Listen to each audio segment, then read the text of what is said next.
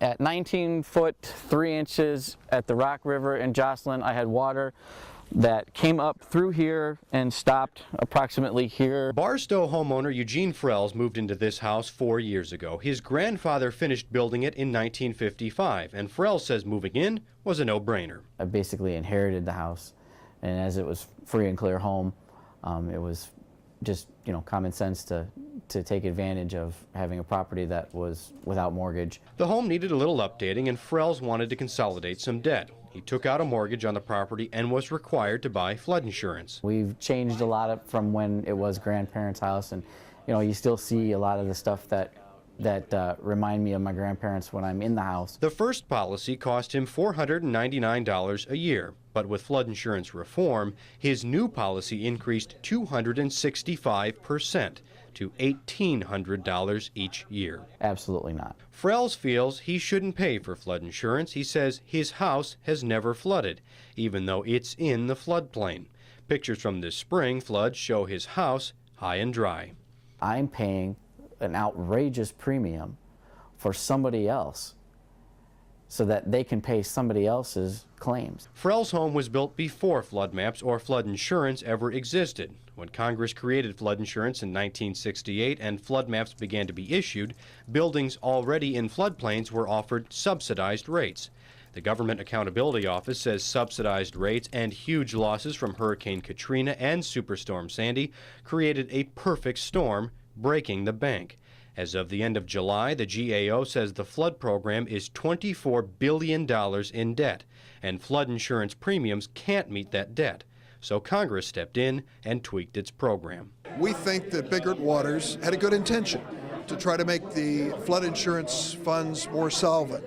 But unfortunately, the increase in premiums is too high. The changes started last year. Subsidized policies on businesses, vacation homes, and repeatedly damaged properties have rate increases set to go up 25% each year until the true insurance rate is met. Subsidized policies on homes can be kept until the home is sold or the flood insurance lapses. Prices on these policies can still increase by 20% each year.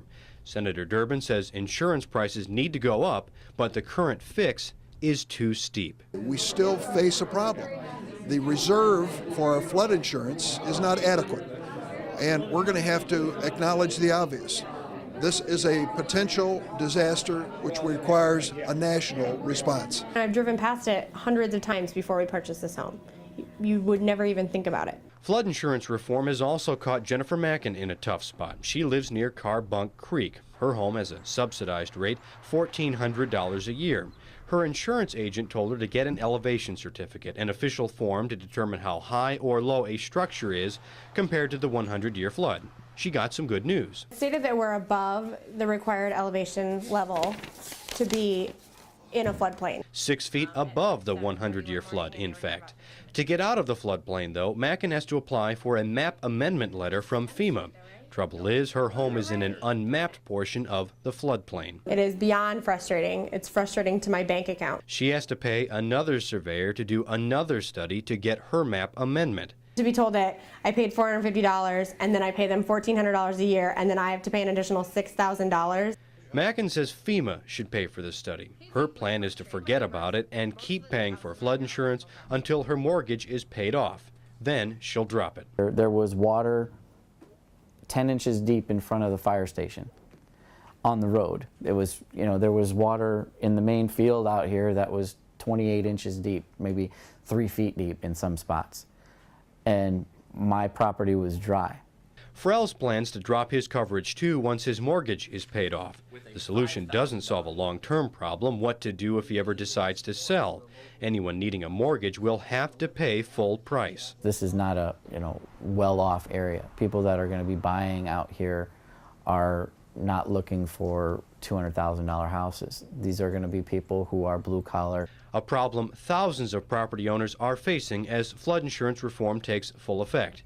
The prospect of drowning in premiums to protect against a flood. Mark Stevens, Kwqc, TV6 News. I won't ever be able to sell this house. Barstow homeowner Eugene Frell says flood insurance reform will destroy his home's value. His grandfather built it in 1955 before floodplains were mapped and flood insurance existed. It qualified for a subsidized flood insurance policy until Frells took out a mortgage on the property after reform took effect. I will never see the money that I'm paying FEMA for damages. He's paying $1,800 now for flood insurance, up from $500.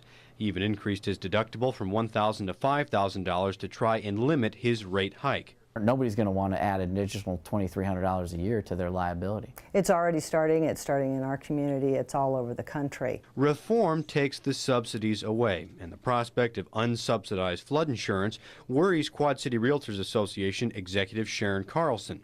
She says the realtors supported flood insurance reform in the beginning. Now they've changed their minds. The problem is that with implementation and the removal of the subsidies. For businesses, vacation homes, and repeat flooded properties, prices have already started increasing 25% each year until the insurance rate reflects the true flood risk. Homeowners with subsidies on their main homes will keep that subsidy until they go to sell. Then the new buyer pays the full price for flood insurance right away. The seller either has to cut the price, which certainly cuts the equity, or the home isn't saleable at all because it takes too many buyers out of the market. Homeowners trying to sell their homes in Bettendorf, Davenport, and Moline flood areas tell TV6 flood insurance prices have impacted their sales.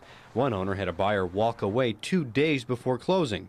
Carlson believes few people realize the position they will find themselves in. Don't think that buyers out there that are looking at properties have any idea when they're told that they have to get flood insurance, realize what kind of a bill they're going to have to pay. There are nearly 1,500 homes in Scott and Rock Island counties that will be impacted by the flood insurance trigger.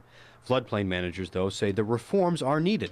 I believe so, and simply because FEMA has gone into the hole so far with the various disasters since Katrina that something had to be done to help the taxpayers out. Whiteside County floodplain manager Stuart Richter says there has long been a debate over flood insurance. Should taxpayers cover the cost when insurance won't, or should these property owners pay the price of living in a floodplain? I can see helping people out to a point, and somewhere along the way they've got to assume their own risks and do something to protect themselves. FEMA statistics show the flood insurance program has been a mixed bag in Iowa and Illinois.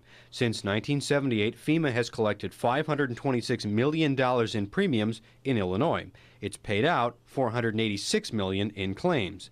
FEMA collected $135 million in premiums in Iowa, but paid out $271 million in claims. People are going to either be able to pay the required premiums or they won't.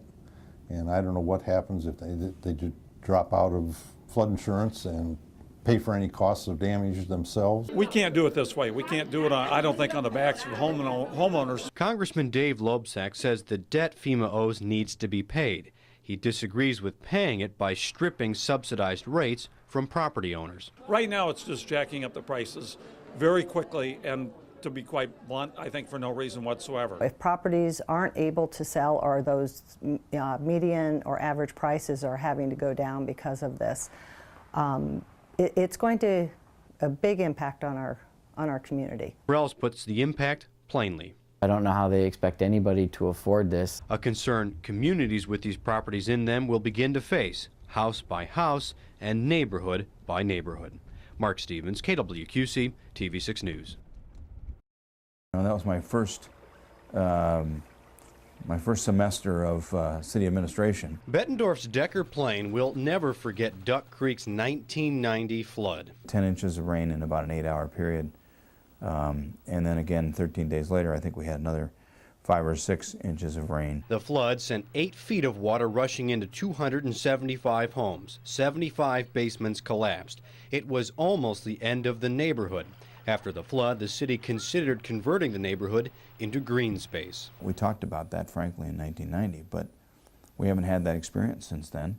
and it's not been on our radar since then. After the water receded and didn't return, memories faded. People moved out, and the flood of 1990 has largely been forgotten. There's still some old timers there, but pretty much it's turned over, and I'm not sure that everybody either is aware of all of the concerns that go into that neighborhood. Until a new flood threat emerged, the threat of drowning in flood insurance premiums. We weren't aware of the total impact because we really hadn't analyzed the bill. Plain says the increases could spell disaster for the area, pricing people out of those homes. That's great affordable housing in the city and a very nice neighborhood. The city passed a resolution asking federal lawmakers to delay the law in November.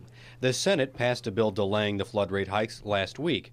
Floodplain managers feel Congress is backpedaling from a mess it created. In my mind anyway, that Congress didn't exactly write the best bill to start with, and now it's gone way above their head and they're trying to scramble to get back and get things under control. Whiteside County floodplain manager Stuart Richter understands the impact of high flood insurance prices. He says there are ways to avoid rising insurance costs. Property owners can spend money up front to flood-proof their homes and businesses, cutting their rates. Communities can adopt tougher standards for buildings in the floodplains. That can earn discounts on flood insurance for everybody in that area.